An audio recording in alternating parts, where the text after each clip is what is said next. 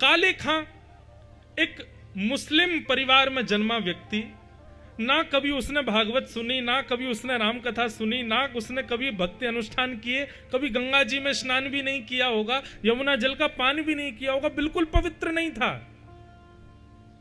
उस काले खां को मदन मोहन जी प्रिय लग गए, तो इसमें आप क्या लोगे? यहां हमारे शास्त्र कहते हैं इतने नियमों का पालन करो तब ठाकुर जी से प्रेम होगा, और यहां तो काले खां ने कुछ भी नहीं किया, फिर प्रेम कैसे हो गया? ठाकुर जी ने प्रेम किया है उससे, इसलिए प्रेम हो गया। दो स्थिति हैं ठाकुर जी को प्राप्त करने की, या तो बताए गए साधनों पर चल के आप अपने आप को इतना योग्य बनाओ कि ठाकुर जी से आपका प्रेम हो जाए, या फिर प्रतीक्षा करो कि ठाकुर जी को पता नहीं कब किस ना जाने कौन से गुण पर दयानिधि रीझ जाते हैं, या फिर ठाकुर जी आप पर रीझ जाएं, तो फिर आपके अंदर कोई गुण नहीं होगा तो भी उनको प्रिय लगोगे। काले खां पर ठाकुर जी रीझ गए और काले खां को मदन मोहन जी प्रिय लगने लगे। अब तो काले खां पहले तो जाता था वेतन लेने के लिए, काम करता था, पर अब तो वो कार्य करने इसलिए जाता था कि मदन मोहन जी दिख जाएंगे। घर परिवार के लोग डांटने लगे, फटकारने लगे, पत्नी कहने लगी इतने वर्ष हो गए ब्याह को, हमारी कोई औलाद नहीं है, हमारे कोई पुत्र नहीं है। परिवार के दूसरे लोग कहते, बोले होगा कैसे? अपने खुदा को छोड़ करके दूसरे को भजेगा तो फिर वो कहां से देगा? जब अपने खुदा से गुहार करेगा, नमाज आदि करेगा, उनसे प्रार्थना करेगा, तभी तो वो देंगे। अपने बादशाह को भजता नहीं है, दूसरों के बादशाहों के पास जाएगा, दूसरों का बादशाह तो दूसरों की सुनेगा ना। ये ताने रोज सुन सुन करके काले खां और घर का आना बंद कर दिया उन्होंने। बोले क्या करूं, घर जाता हूं, सब सुनाते हैं। एक दिन इतने परेशान हो गए काले खां, मदन मोहन जी के सामने खड़े खड़े बोले, हे मदन मोहन जी, मुझे पुत्र की कामना नहीं है, पर मैं चाहता हूं मेरी पत्नी का मुंह बंद हो जाए। मैं चाहता हूं मेरे परिवार वाले जो ये ताना मारते हैं मेरे ऊपर, ये ताने बंद हो जाएं, ताकि मेरा आपके दर पर आना बंद ना हो, इसलिए मुझे पुत्र दे दो। देखो पुत्र मांगने का तरीका क्या था। काले खां खड़े सामने, मदन मोहन जी ने कृपा की और कुछ दिन बाद ही खबर आ गई कि काले खां के घर में उनकी पत्नी गर्भवती है।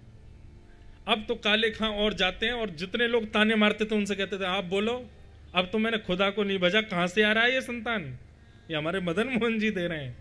तो सब लोग चुप हो जाते, कुछ कहते नहीं। पुत्र ने जन्म लिया, धीरे धीरे पुत्र बड़ा होने लगा। काले खां बड़े प्रसन्न थे, क्योंकि अब उनको कोई टोकता नहीं, कोई रोकता नहीं। वे नित्य सुबह मंगला में जाते हैं और 8 प्रहर का दर्शन करके फिर आते हैं घर पे। लेकिन सब कुछ सीधा सीधा चलता रहे, इसमें भी हमारे ठाकुर जी को चैन तो पड़ता नहीं है। ये बात बिल्कुल निश्चित है, आपका अगर सब कुछ ठीक ठाक चल रहा है ना, तो घबराना, कभी तो कुछ ना कुछ होगा, क्योंकि ठाकुर जी सीधा सीधा चलने देते ही नहीं है भैया। और जिसका सीधा सीधा चल रहा हो, समझ लेना ठाकुर जी की उस पर दृष्टि नहीं है। जो नेक नेक में गिर रहा हो, नेक नेक में लुढ़क रहा हो, नेक नेक में चिंता बढ़ रही हो, समझना पूरी पूरी दृष्टि। भाई क्लास में जो फ्रंट बेंचर होता है उसी पे ही सबसे ज्यादा दृष्टि पड़ती है टीचर की। उनका तो नाम ही बैक बेंचर्स है, वो तो पढ़े लिखे गंवार, वो गंवारी माना जाता है उनको। क्यों? टीचर देखे ना, इसीलिए तो पीछे बैठते हैं। सबसे पहला क्वेश्चन ही किससे पुटअप किया जाता है? जो सबसे आगे बैठा हो। बार बार प्रश्न जीवन में आ रहे हैं, बार बार उथल पुथल आ रही है, तो समझो आप फ्रंट बेंचर हो ठाकुर जी की क्लास के। तो सब कुछ ठीक रहे, इसमें ठाकुर जी राजी तो रहते नहीं है। 8 वर्ष की आयु हो गई काले खां के पुत्र की। यमुना के तट पर नदी के किनारे खेल रहा था और एक काले सर्प ने उनके पुत्र को डस लिया। मृतक अवस्था में पड़ा है। कुछ मित्रों ने जाकर के काले खां की पत्नी को बताया, आपके पुत्र को सर्प ने डस दिया। पत्नी दौड़ी दौड़ी गई, अब सोचने लगी कहां जाऊं, तो बोली मंदिर में काले खां को बताते हुए जाऊंगी पुत्र के पास। काले खां को जाकर के सूचना दी, बोले जल्दी चलो बोले क्या हो गया, इतनी हाँफ क्यों रही हो, क्या हो गया? बोले हमारा पुत्र खेलने के लिए गया था, उसको सर्प ने डस दिया है, जल्दी चलो, कोई वैद्य बुला के लाना पड़ेगा, कोई झाड़ा देने वाला बुलाना, पुत्र मर जाएगा हमारा। इतने में ही घंटा बजने लगा ठाकुर जी की राजभोग आरती का। जैसे ही राजभोग आरती के घंटा बजा, काले खां बोले अरे तू जा, जल्दी जा, मैं आरती करके आता हूं।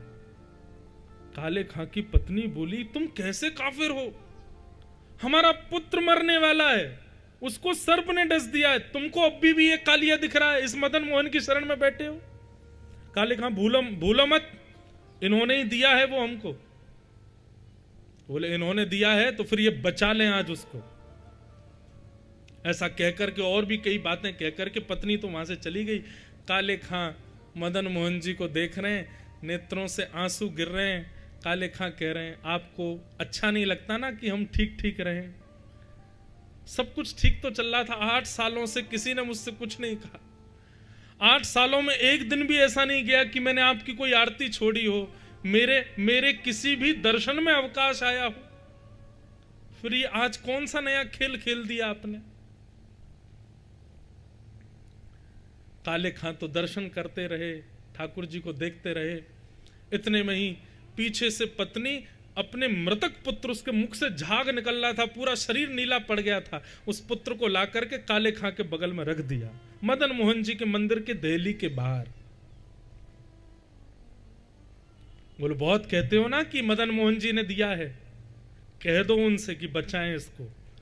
यदि आज मेरा पुत्र बच गया तो मैं तुम्हें वचन देती हूं, तुम्हारे साथ साथ मैं भी इनकी दासी हो जाऊंगी।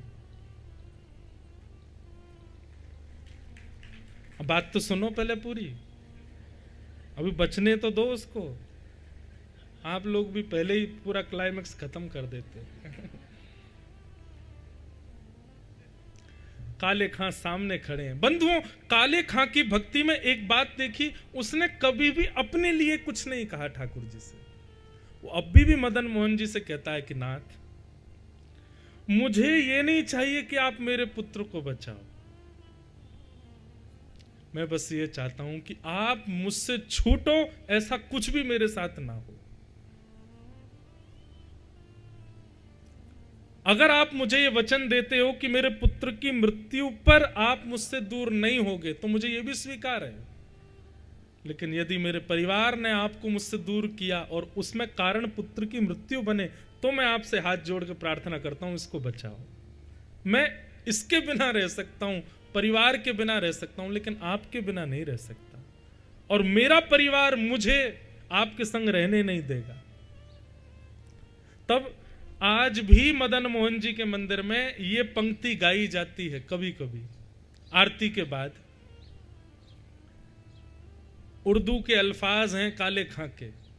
आज तक कभी मंदिर में नहीं गया है, दिल्ली पे से ही दर्शन करता है ठाकुर जी का। मुसफ़्फ़क़ सफ़ीक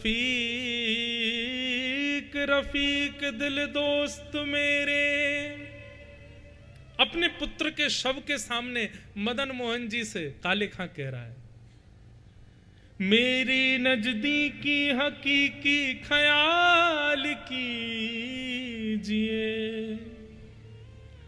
मेहरबान कदरदान आला तू जहान बीच, मुझसे गरीबों का गुनाह माफ कीजिए। काले बेकरार खड़ा तेरे दरबार बीच, नंद के कुमार जरा गौर अब कीजिए, हिंदुओं के नाथ तो हमारा कोई दावा नहीं, जगत के हो नाथ तो हमारी सुध लीजिए, जगत के हो नाथ तो हमारी सुध लीजिए। कारे बेकरार खड़ा द्वार तेरे, नंद के कुमार अब गौर कुछ कीजिए, हिंदुओं के नाथ हो तो हमारा कोई दावा नहीं, अगर आप केवल हिंदुओं के नाथ हो तो तब तो हम पर कृपा होनी असंभव है। पर मैंने तो सुना है दुनिया के लोग आपको जगन्नाथ बुलाते हैं, आप जग के नाथ हो। हिंदुओं के नाथ तो हमारा कोई दावा नहीं, पर हो जगत के नाथ तो हमारी सुध लीजिए।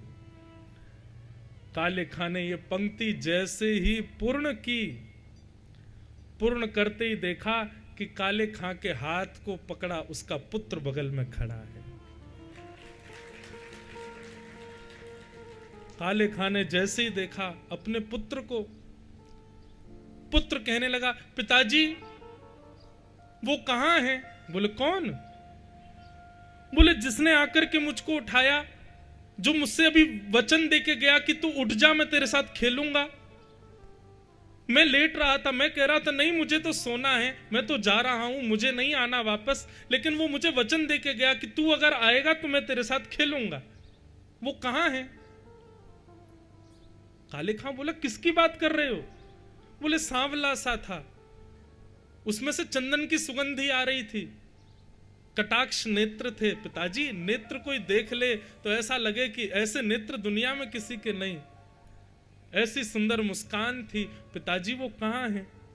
काले खां ने अपने पुत्र को गोद में उठाया और कहा सामने देख। जैसे ही मदन मोहन जी को देखा, 8 वर्ष के पुत्र के नेत्र भी सजल हो गए। हाँ पिताजी यही तो आए थे मेरे पास, यही तो मुझे उठा के लाए हैं। काले खां का पूरा परिवार नतमस्तक हो गया श्री मदन मोहन जी के चरणों में। बोलो मदन मोहन लाल की जय। इसे कहते हैं अहेतुकी भक्ति। ये सुनने में जितना सुख दे रही है, ये सुनने में जितना आनंदित कर रही है, घटनाक्रम घटने में उतना ही कठिन है। इसका आप अंदाजा लगा के देखिए, ये जिसके साथ घट रही है, भगवान ना करे हमारे साथ ऐसा कभी हो, लेकिन ये घटनाक्रम जिस पर घटा उसके लिए बहुत मुश्किल है। लेकिन ऐसी मुश्किल परिस्थिति में भी ठाकुर जी के प्रति विश्वास का ना डगमगाना, इसको कहते हैं अहेतुकी भक्ति। क्या हमारी भक्ति इस स्तर की है? नहीं। माफ कीजिएगा, हम अभी उस स्तर पर आए ही नहीं। और इस स्तर पर ना आने का मतलब ये नहीं कि हमने साधन नहीं किया, हमने कथा नहीं सुनी, हमने भक्ति नहीं की। मैं फिर कहूंगा इस स्तर की भक्ति हमारे चाहने से होगी ही नहीं। ये राधा रमन जी जब हमसे प्रेम करेंगे तभी हो पाएगी। कि दुनिया में चाहे कुछ हो जाए, हमारे चित्त पर उसका कोई प्रभाव ना पड़े।